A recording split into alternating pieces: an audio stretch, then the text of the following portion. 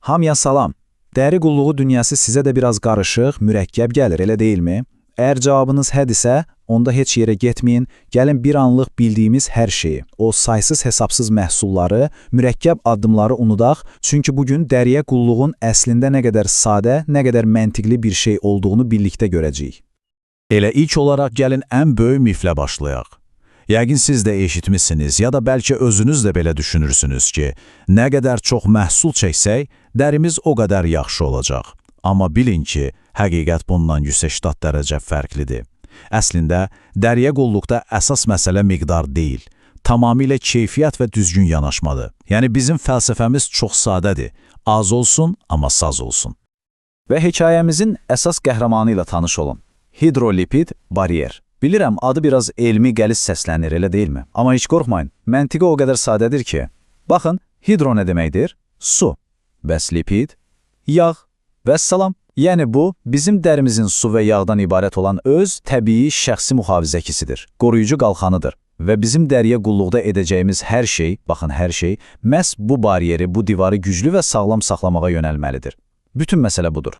Yaxşı, bəs bu bariyer nədir, necə işləyir? Gəlin indi bunu anlayaq və bunu daha yaxşı başa düşmək üçün gəlin çox sadə bir bənzətmədən istifadə edək. Kərpiç divar analogiyası.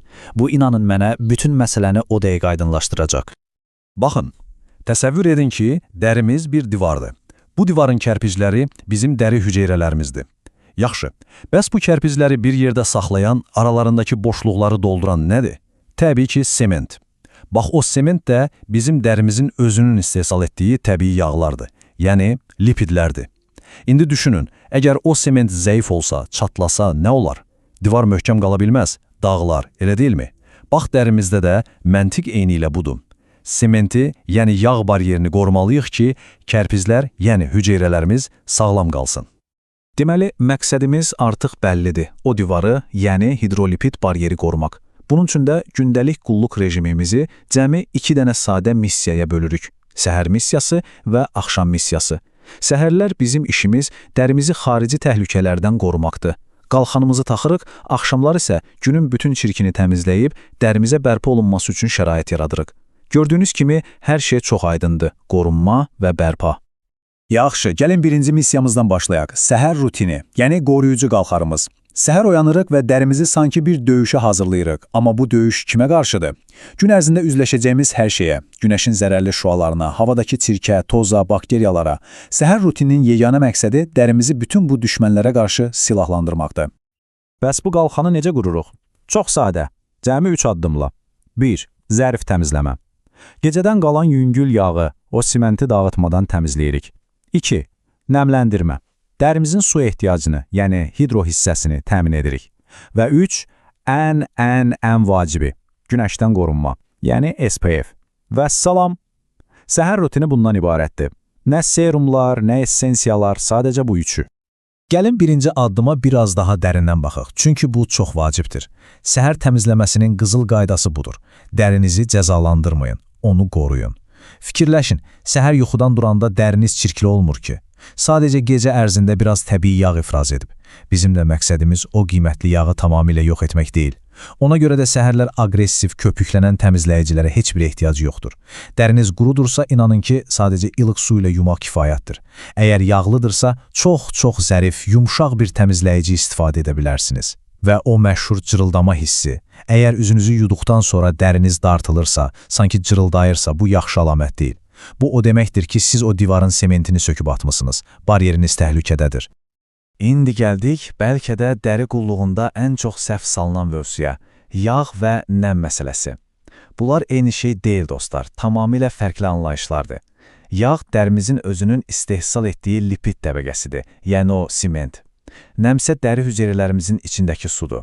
Və ən böyük səhv haradadır? Yağlı dərisi olanlar düşünür ki, mənim dərim onsuz da yağlıdır, nəmləndiriciyə ehtiyacım yoxdur. Bu, kökündən yanlış bir fikirdir. Dəriniz yağlı ola bilər, amma eyni zamanda susuz, yəni nəmsiz ola bilər. Əksinə, siz onu nəmləndirməyəndə o daha da çox yağ ifraz etməyə başlayır ki, özünü qorusun. Yəni problemi daha da böyüdürsünüz. Yaxşı, təmizlədik, nəmləndirdik. İndi isə səhər rutininin zirvəsinə, şahına, ən kritik, müzakirəyə belə açıq olmayan addımına gəldik. Gəlin bir anlıq düşünək. Sizcə dərimizin vaxtından əvvəl qocalmasının, o qırışların, ləkələrin yaranmasının ən böyük, tək bir səbəbi nə ola bilər? Bəlkə də ağlınıza genetika, stres, qidalanma gəlir. Amma əsas səbəb, inanın, çox daha aydındır və cavab sizi biraz şoka sala bilər. Və cavab, baxın bu rəqəmə, tam 85%. Dəri qocalmasının səbəblərinin %85-i birbaşa günəşdən gələn ultrabənövşəyi, yəni UV şüalardır. Bu şüalar gözə görünməzdi, amma dərimizin ən dərin qatlarına qədər gedib çıxır və orada bizim dərimizin cavan qalmasını təmin edən kollagen liflərini bir qayçı kimi kəsib dağıdır. Nəticə, qırışlar, sallanma, ləkələr. 85%. Bu, inanılmaz bir rəqəmdir. Və bu, günəş kreminin niyə bir seçim yox, məcburiyyət olduğunu bizə ən aydın şəkildə göstərir. Deməli, buradan çıxaracağımız nəticə nədir? Günəş kremi, yəni SPF, təkcə yayda, dəniz kənarında istifadə edilən bir şey deyil. Qətiyyən. O, ilin 365 günü, hava buludlu da olsa, qarlı da olsa, hətta bütün gün evdə pəncərənin qabağında işləsəz belə mütləq istifadə edilməlidir. Çünki o UV şüaları pəncərədən də keçir. Baxın, bugün istifadə etdiyiniz hər hansı bir bahalı qırış kremi gələcəkdəki qırışların qarşısını almır. Amma bugün çəkdiyiniz günəş kremi sizin 10 il, 20 il sonraki dərinizə etdiyiniz ən ağıllı, ən gəlirli investisiyadır. Bunu heç vaxt unutmayın. Səhər missiyasını uğurla başa vurduq, dərimizi qoruduq. İndi gəldik günün sonuna və ikinci missiyamıza, axşam rutini. Yəni təmizlə və bərpa et.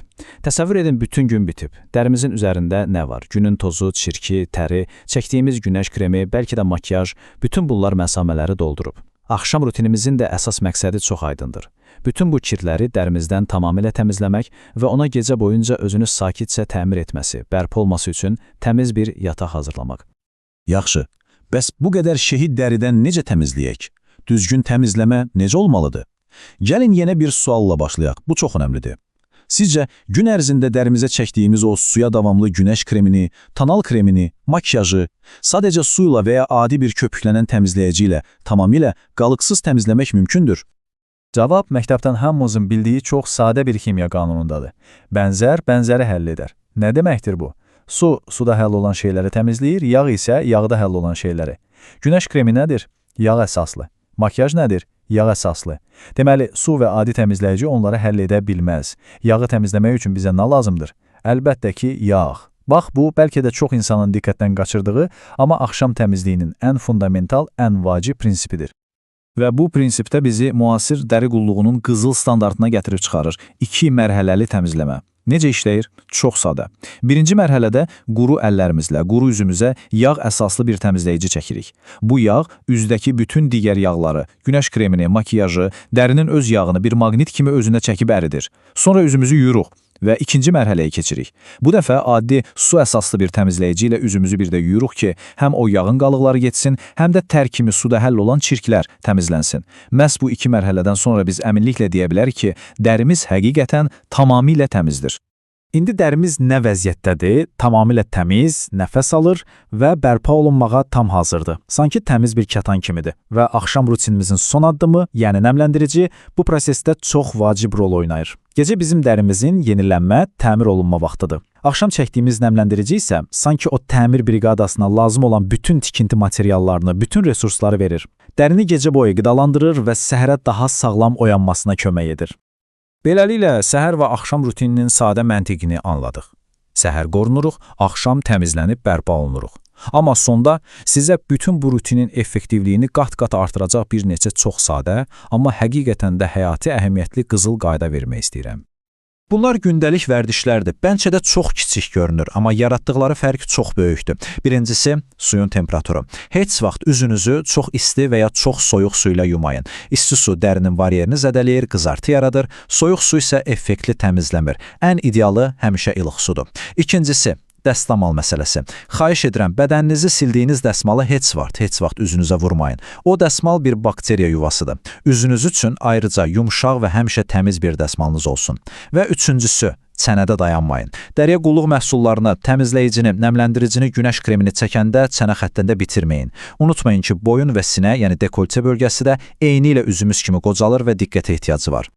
Və sonda, gəlin bu sual üzərində biraz düşünək. Siz dərinizə bir investisiya kimi yanaşırsınız, yoxsa sadəcə gündəlik bir məcburiyyət kimi? Unutmayın, dəriyə qulluq bugün bir sızanağı yox etmək deyil. Bu, 10 il, 20 il sonraki özünüzə etdiyiniz bir yatırımdır. Onlarla bahalı, qəliz məhsul almaqdansa, sadəcə dərinizin bu sadə məntiqini anlamaq, inanın sizə qat-qat daha çox fayda verəcək. Bugün danışdığımız bu sadə, məntiqli prinsipləri həyatınıza tətbiq edin və dərinizin sizə illər, 10 illər sonra necə minnətdar olacağını öz gözlərinizlə görün.